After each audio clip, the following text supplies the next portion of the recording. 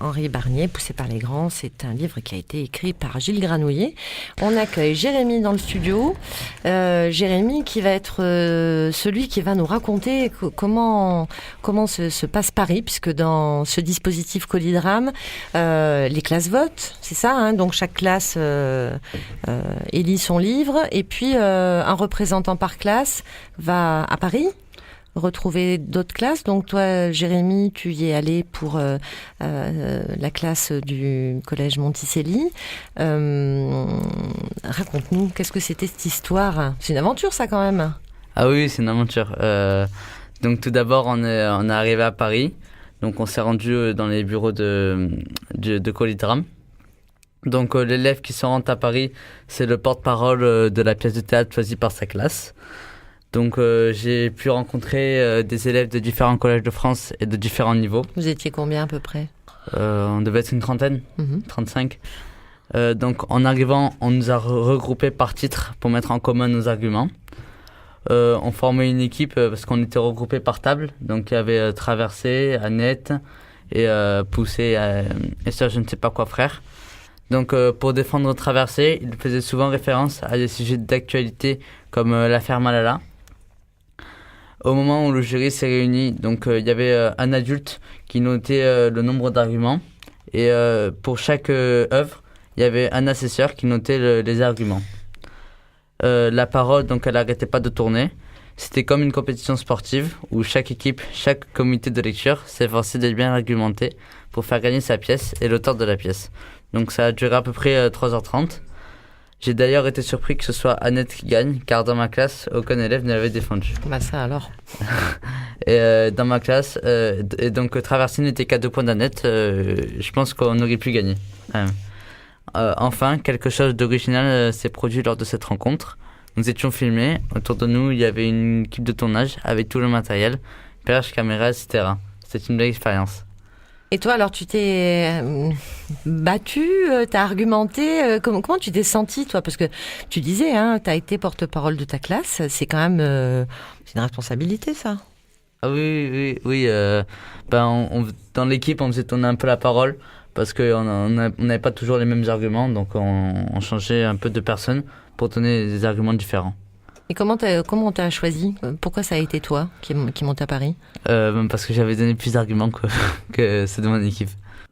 Et les mots dans tout ça, c'est quoi l'importance des mots? Parce que là, les mots, ils sont importants partout. Ils sont importants dans les livres, dans la façon dont ils s'organisent pour faire du texte. Ils sont importants dans le fait d'aller défendre. T'es passé à l'oral pour parler d'une œuvre écrite. Oui, parce que par exemple, quand on lisait une phrase et que c'était pas assez précis, la dame nous disait précise ta phrase, qu'est-ce qui s'est passé précisément, voilà. Il fallait être plus précis. Ça, c'est pas habituel. Souvent, quand on vous demande, à vous, jeunes gens, comme on a pu me le demander à moi quand j'étais plus jeune, pourquoi, est-ce que ça te plaît, on dit souvent, j'aime ou j'aime pas. Mais hein, on est dans une chose comme ça, un peu à l'emporte-pièce. Ce travail d'argumentation-là, c'est un travail super fin. C'est un travail. Qu'est-ce que ça met en jeu? Où est-ce que vous êtes allé chercher pour aller vers de l'argument? On est cherché vraiment dans les recoins du livre, on cherchait le sens des phrases, qu'est-ce que ça pouvait signifier, à quoi ça faisait référence. Ouais, voilà, c'est un travail précis. C'est compliqué. Compliqué à argumenter. Est-ce que c'est dur à trouver des détails comparés à d'autres livres, quoi. Le petit plus. Mm-hmm. La toute petite boîte est à toi. Prends-la. Prends-la. Je te fais confiance. Tu sauras reconnaître ce jour-là. Le premier jour de ta vie de femme. Promets de l'ouvrir un jour heureux. Et si un jour, sur le chemin qui te mène à ta mère, tu dois tout donner. Donne tout. Mais ne donne pas ça. C'est toute la lignée des femmes avant toi qui est là. Promets de rester fidèle à toi-même. Je n'ai pas compris. Mais j'ai promis. Alors, autour de la table, nous sommes avec Eléa, Dylan du collège Monticelli. Vous me rappelez votre classe? 4e A. Et avec Mohamed, j'ai oublié Jérémy du collège Monticelli, et avec Mohamed du collège Barnier. Et ta classe? 4D. 4D. On est en train de parler de littérature, d'argumentation, de jurés parisiens, de bouquins que vous avez choisis dans votre classe. On vient d'écouter un extrait de votre choix. Vous nous rappelez, Léa, c'était quoi le choix de ta classe? Alors le titre c'est Traversée et le nom de l'auteur c'est Estelle Savasta. Alors t'as encore plein de choses à nous dire. Ah oui, j'ai plein de choses. Alors traverser c'est un voyage, mais aussi être traversé de part en part par l'espoir d'une vie plus belle. C'est le secret de la fin qui nous a émus parce que Yumna, la mère de Nour, va lui mentir son identité pour qu'elle parte faire des études. La lettre finale est une révélation qui donne tout le sens à la pièce. Il nous fait mesurer tout l'amour d'une mère pour sa fille. Petit contretemps, mais c'est un argument. Donc cette traversée est aventureuse, épique et difficile. Le voyage est très compliqué. Donc le monologue sert beaucoup à montrer les pensées de Nour pendant le voyage où elle se compare à un colis. Parce que Nour, c'est... En fait, il y a deux personnages dans la pièce. Il y a Yumna et Nour. Et Yumna, comme j'ai dit, est handicapée, donc ne parle pas. Et Nour, donc c'est la seule qui parle. Donc en fait, elle raconte ce qui s'est passé. Le monologue, il sert à vraiment se plonger dans les pensées des personnages de Nour. Et montrer la solitude aussi. Ouais. On écoute maintenant le dernier extrait de Pousser pour les grands de Gilles Granouillet. Et Mohamed nous en dira 2 mots après. Arrête Pousser, nous avons grandi ensemble cette nuit. Moi, je n'ai pas beaucoup grandi.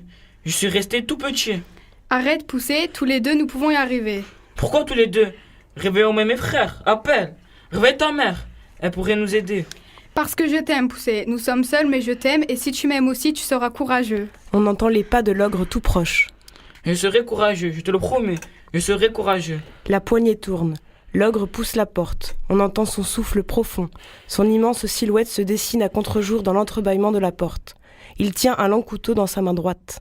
La faim m'a réveillé et je sens la chair fraîche. La micounette hurle à la mort. N'approche pas, l'ogre. Tu ne sais pas qui je suis. Je suis l'immense Poussé. J'ai traîné dans mes poches des rochers gros comme des montagnes pour retrouver mon chemin. Je suis le fils d'Alphonse 172. Et si tu viens pas, je te transforme en croquette pour chien. On entend le chien japper. On entend le rire gras de l'ogre. Je ne suis pas certain de l'avoir convaincu. J'ai faim. Écoute, l'ogre. Je comprends, tu as faim. Je peux te faire une salade verte, une assiette de crudité. Qu'en penses-tu? Une salade de fruits. Très bon la salade de fruits. J'ai faim. N'approche pas. Sais-tu que je suis un chasseur de monstres? J'ai décapité 7 dragons, étranglé 10 gorgones, fait bouillir 13 vampires. Et si tu viens pas de plus, je te transforme en croquette pour chien. On entend le chien japper. J'ai faim. Écoute l'ogre, tu sais qui je suis ta fille l'ogre. Et mes sœurs dorment ici. Ce soir encore, j'étais au bord de la mare. Dans l'eau, j'ai vu ton visage l'ogre. Sais-tu ce que j'ai vu sur ce visage? Des yeux pleins de larmes. Tu pleurais d'être un ogre, l'ogre. Tu pleurais parce que tu voudrais être un papa, rien de plus qu'un papa. Est-ce que je me trompe, l'ogre? On entend l'ogre respirer différemment. Il est ému. Tous tes cadeaux ne se rachètent à rien. Nous, tes filles, nous voulons que tu guérisses. Nous voulons que tu redeviennes un papa. On peut changer sa propre histoire quand on le veut, quand on est courageux. Ma fille. Retourne dans ta chambre, rendors-toi et demain tu n'auras plus faim parce que tu seras fier d'être toi, tu seras fier d'être un papa. Ma fille, ma chère petite fille. La silhouette de l'ogre se retire doucement de l'entrebâillement de la porte, puis disparaît. Un grand silence se fait.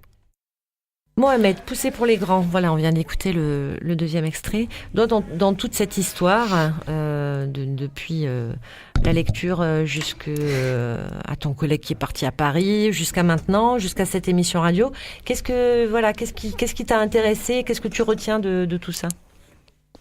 Tu as la venue de Michel Panier. Alors, c'est qui Michel Panier? C'est un comédien.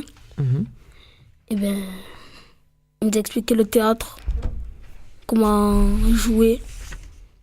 Et voilà. Alors c'est quoi expliquer le théâtre? Parce que dis donc, moi si tu me dis ça, il est venu nous expliquer le théâtre. Alors vous avez passé 3 semaines à l'écouter parler, et vous êtes allé regarder plein de trucs. On a découvert les décors, les derrière. Les coulisses. Et les coulisses, voilà. Les coulisses du théâtre, les lumières, tout ça. Ça veut dire que vous êtes allé dans des théâtres? Ouais. Comme à la criée. Ouais. Voilà. Et ça, c'était chouette? C'était méchant. Ça, c'est ce que tu as préféré? Ouais. Ouais. Et est-ce que ça t'a donné envie d'aller au théâtre? Non. Ce qui t'intéresse, c'est ce qui se passe derrière. Ouais. J'aime pas le théâtre. Tu feras peut-être technicien du spectacle, va-t-on Non, savoir? non. Et vous, pour la classe de Monticelli, vous êtes allés voir des pièces, vous êtes allés visiter des choses? Non. Nous, c'est que les comédiens qui sont venus dans notre classe. Et voilà. Et ça vous a donné envie d'aller au théâtre? Bof. Oui. Oui. Finalement, oui. C'est mieux le théâtre moderne, avec des acteurs moderne. Le théâtre contemporain, mais ce que vous avez lu, c'est du théâtre contemporain, de toute façon, c'est pas du théâtre classique. Mais c'est sûr que c'est mieux de voir un spectacle que de le lire, quoi. Le bus s'arrête souvent. Des hommes montent. Ils portent des moustaches et des fusils. Ils montent et peuvent nous faire descendre. Descendre. Au dernier arrêt, je descends. Je suis comme un colis qu'on déplace d'un endroit à un autre. Celle que je vais rejoindre a dû imaginer que je voyagerais comme une princesse. La vérité, c'est que je voyage comme une pastèque. Et donc, avant de se quitter, moi, je voulais quand même réunir les deux professeurs des collèges Monticelli et Barnier, Estelle et Suzel. Et puis, on a deux élèves qui sont là. Voilà, Philéas et Hafiz. Philéas et Hafiz, on voudrait conclure avec vous sur votre sentiment de toute cette expérience. Je dis pas que c'était une aventure quand même, j'irai pas jusque là, mais en tous les cas c'était une expérience de littérature, d'argumentation, de défense de ce que l'on croit. Qui me racontait d'entre vous deux, Estelle ou Suzel, cette petite anecdote sur quelqu'un qui racontait, mais si on vous avait dit que vous vous battriez pour des livres, vous ne l'auriez pas cru avant le projet. Qui me racontait cette anecdote? C'est Anne qui a posé la question en fait aux élèves à la fin du débat. Qui est Anne? Anne, c'est la coordinatrice du projet pour la région PACA. C'est une comédienne au départ. Et pour nous, elle est intervenue non pas pour faire jouer les élèves, mais en ouverture et fermeture du projet, où d'abord, elle les fait travailler sur les titres, les couvertures, ce qu'ils attendent. Elle leur lance un petit peu le projet. Et puis, une fois qu'ils ont bien travaillé, elle revient. Et c'est elle qui anime le débat dans lequel les diverses équipes constituent leur stock d'arguments, donc qui compte les arguments, qui leur demande de préciser, qui leur fait faire tout ce premier travail avant d'envoyer leurs délégués à Paris. Et donc, elle leur a posé la question à la fin, je ne sais pas si tu t'en souviens, Hafiz, où elle vous a dit, est-ce que vous avez imaginé quand je suis venue la première fois que vous seriez comme ça entre deux équipes à vous battre pour donner des arguments pour des livres? Tu te souviens de ça, Hafiz, ou pas? Parce que moi, ça m'a, tu vois, je m'en suis souvenu de l'anecdote que racontait ton professeur, parce que, ouais, on sait de toute façon lire, c'est quelque chose qui est partagé par, c'est pas la majorité des gens qui partagent des goûts de lecture. Moi, ce qui me chagrine toujours en tant que lectrice, parce qu'on a toujours envie de partager ses enthousiasmes littéraires et des fois autour de soi, il n'y a pas ceux avec lesquels on pourrait partager ça.